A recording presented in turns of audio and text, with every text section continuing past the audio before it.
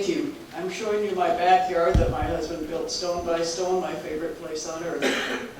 I did biomedical research for over 40 years as a professor. I was at SIU School of Medicine, and when I started reading up on this, my area was auditory toxicity. I've been horrified, and so I want to talk to you about safety.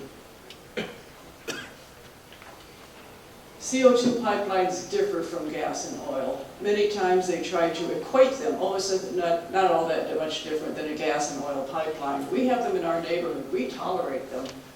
But CO2 pipelines, they provide no fuel.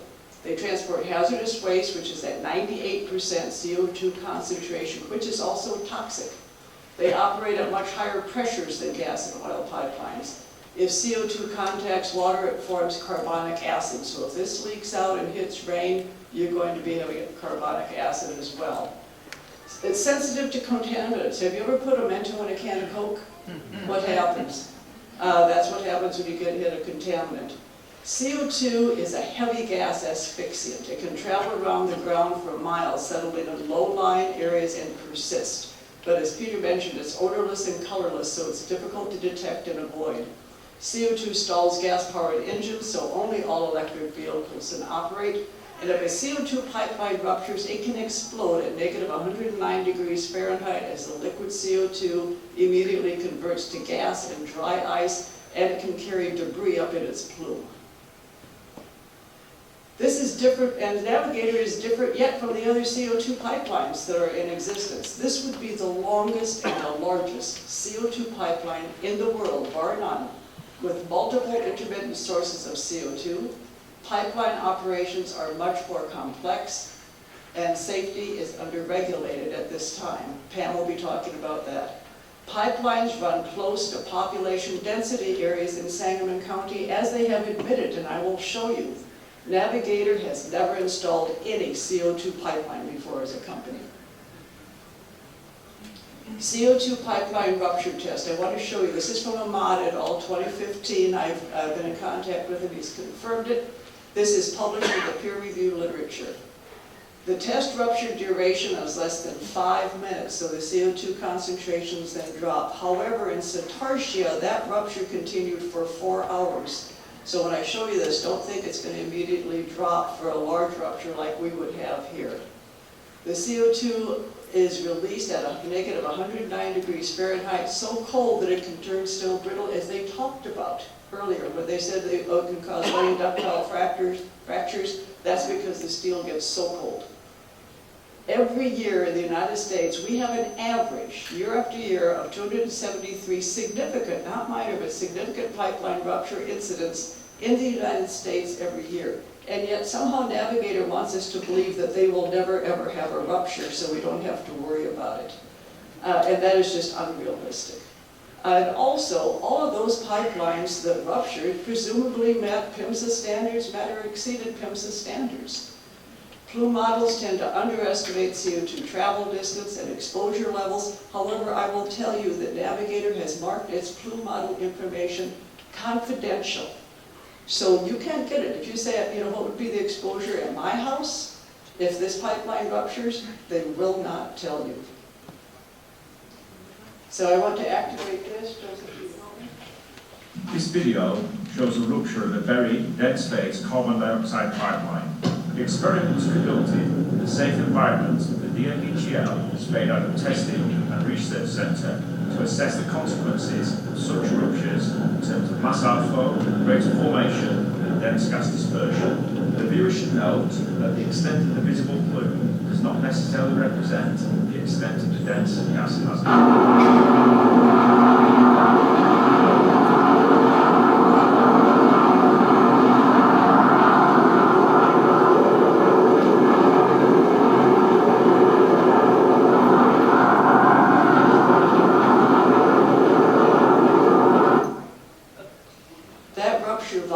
Less than 5% of the volume of CO2 that would be released in a rupture along the pipeline with 20-mile shutoffs.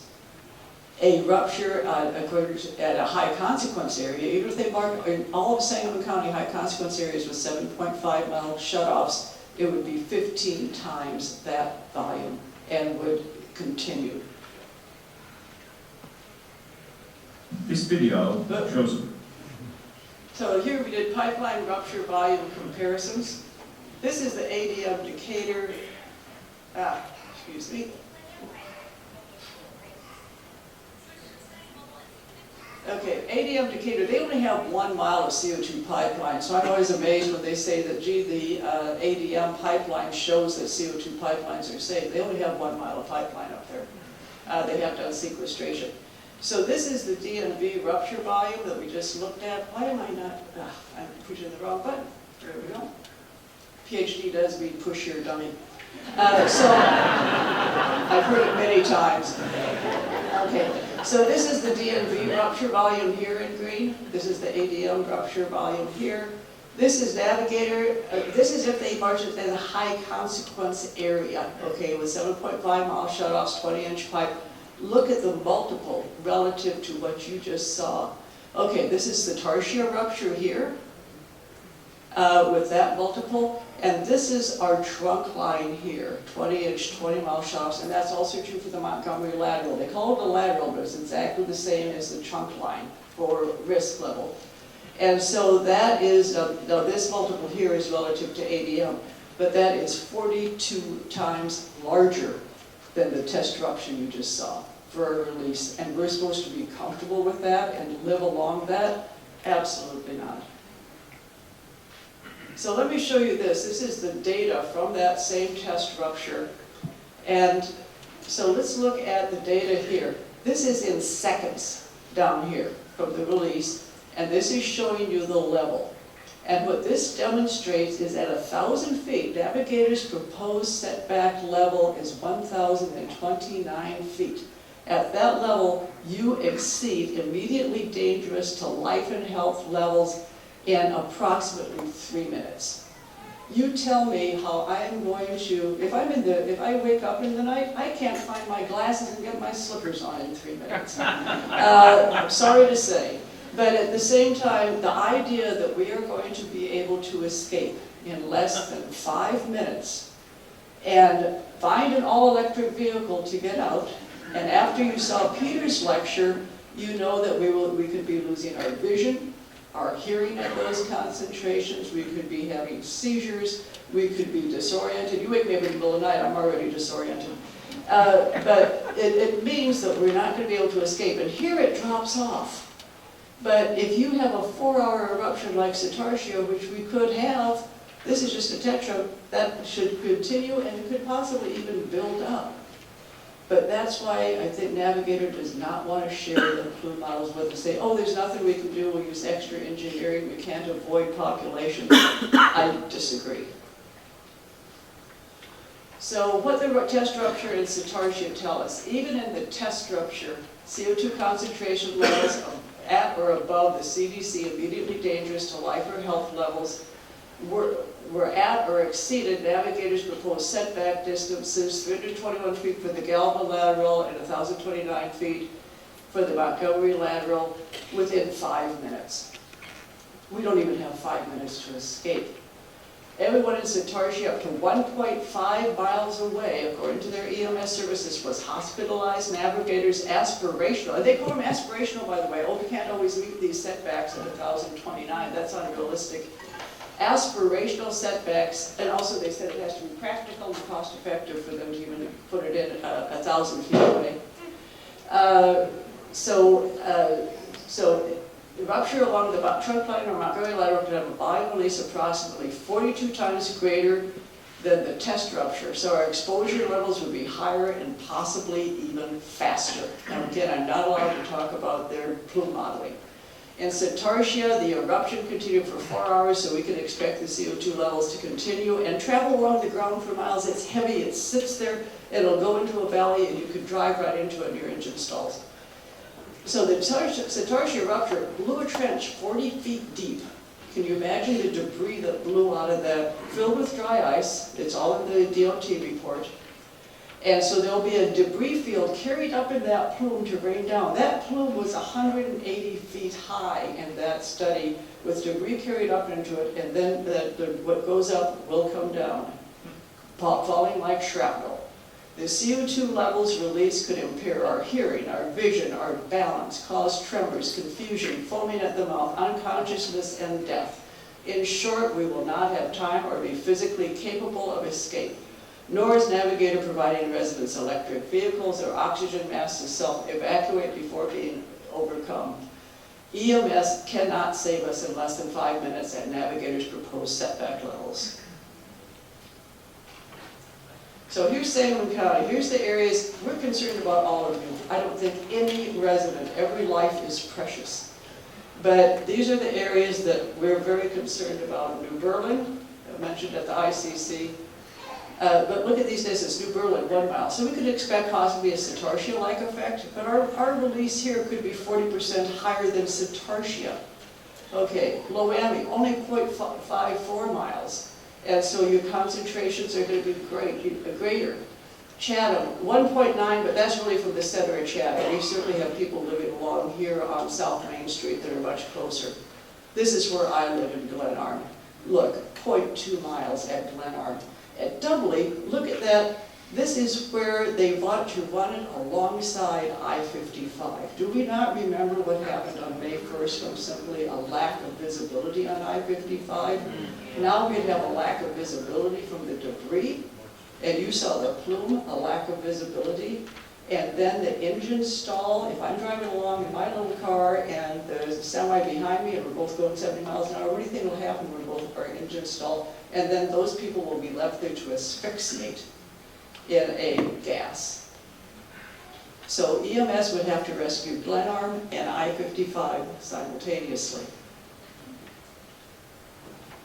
So the pipeline doesn't just cross I-55, but it runs alongside it.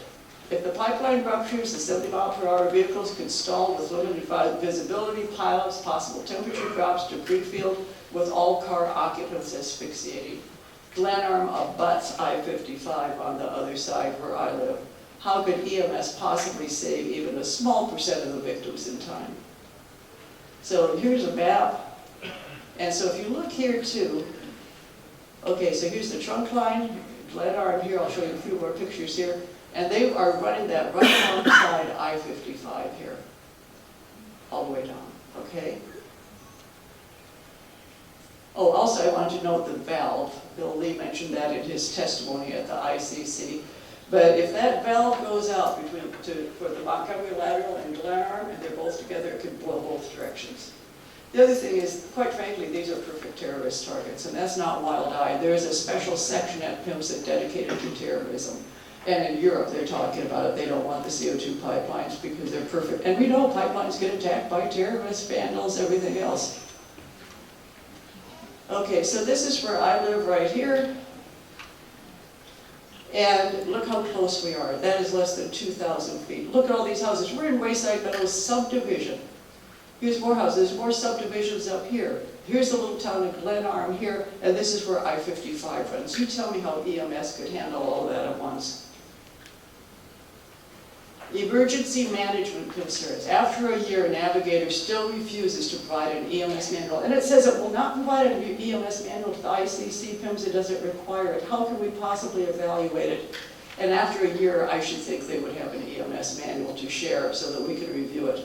Navigator has made no firm written guarantee of any EMS equipment, has not defined which EMS units they will train and fund, and apparently will not provide oxygen masks in all electric vehicles to residents. EMS testimony states no training was provided. Formal EMS testimony at ICC states that Navigator just did promotional materials at these supposed training sessions. Our volunteer EMS sessions are not set up to respond to CO2 pipeline ruptures, and no EMS plan can rescue people with only minutes as required by Navigator setbacks. I now